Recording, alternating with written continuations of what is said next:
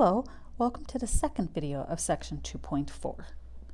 What we have up here are some step-by-step directions on how to enter your data and make a box and whisker plot on your graphing calculator. You can follow these directions as well. From our previous video, constructing a box and whisker plot can take a lot of time, so having these guidelines here can be very helpful.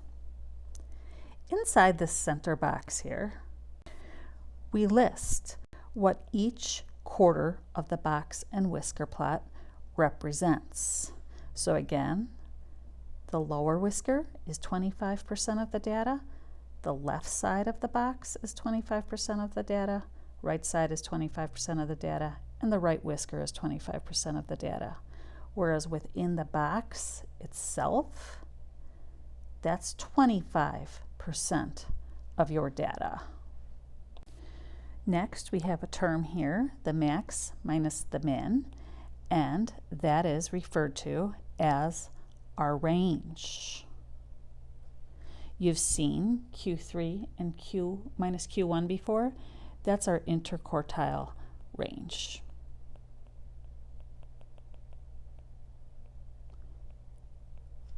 Moving down to example 3, we are given the box plot here with the numbers below it.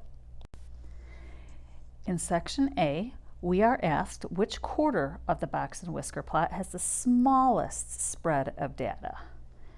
Notice this right whisker here. The spread is from 12 to 13. 25% of our data falls within 12 to 13. So the quarter that has the smallest spread of our data is the last 25%, whereas the spread is from 12 to 13. Which quarter has the largest spread of the data? Well, notice the left side of the box here. It extends from 2 to 10. That is the largest spread of our data. So we'll say the second 25%. And the spread is from 2 to 10. Our interquartile range, you're seeing that a lot now. That's Q3 minus Q1. What's our Q3? That's the right end of our box, 12. And what is our Q1? That's the left end of our box, or 2. And the interquartile range is 10. Letter D asks, is there more data in the interval of 5 to 10 or in the interval 10 through 13? So let's take a look. 10 through 13. From 10 to 12 is 25% of the data. From 12 to 13 is 25% of the data. So from 10 to 13, we have 50% of our data. However, if we look between 5 and 10, 5 probably falls somewhere here, and 10 is over here. Now we know in this left-hand side of the box alone is 25% from 2 to 10. So certainly 5 to 10 will be much less than 25%, which is smaller than 50%.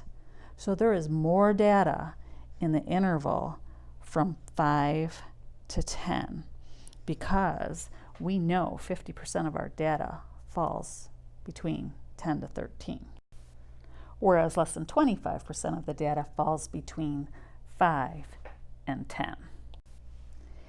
And lastly, let's look at letter E. Which interval has the fewest data in it? Let's take a look here at 0 to 2. 0 to 2 has 25% of our data. Let's jump over here from 10 to 12. 10 to 12 has 25% of our data. Let's look over here, 12 to 13. That has 25% of our data.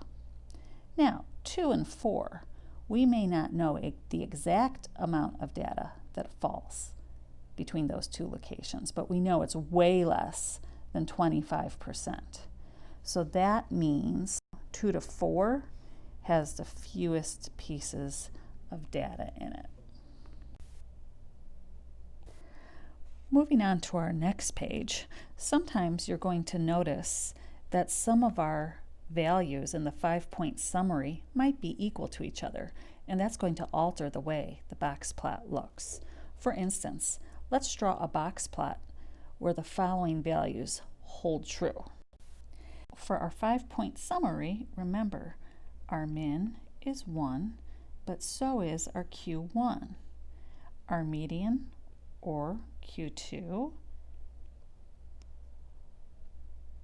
and the third quartile are both 5, and the maximum value is 7.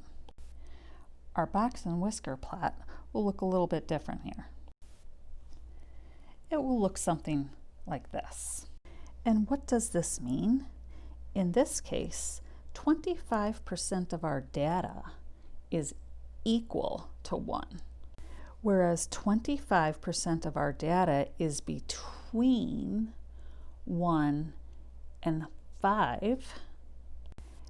At least 25% of our data is actually equal to 5, and 25% of our data falls between 5 and 7.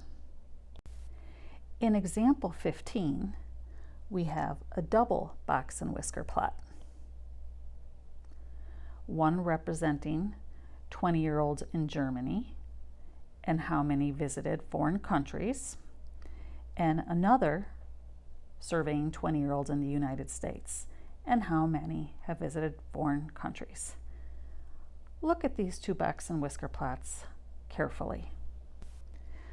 The first question says, have more Americans or more Germans surveyed been to over 8 foreign countries?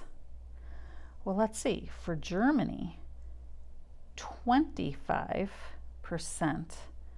of the population has been to over 8 foreign countries, but 25% of the population has visited exactly 8 foreign countries.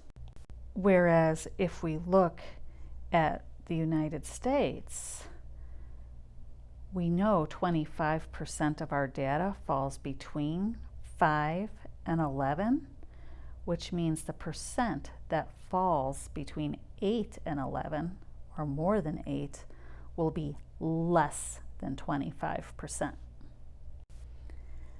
Now we're asked, does this seem reasonable?